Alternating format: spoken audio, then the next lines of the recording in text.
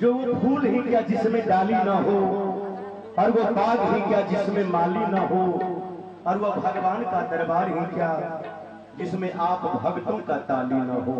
एक बार जोरदार ताली मैया के नाम से होगी चाहिए। भौजी तनिया हो सब ताली दियो न चाची। ए मटकी चाची तोरे कहै हो तू ताली दी है।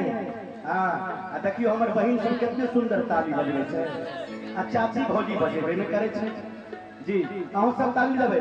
भोरे सच्ची दरबार की कहै छै जो मोबाइल वहीं पे काम करता है जहाँ पे टावर होता है, और भगवान के भजन में ताली वही बजाता है जिसके बाजू में पावर होता है।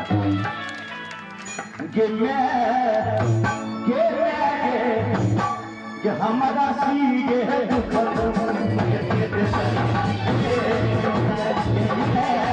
हमारा सीगे दुख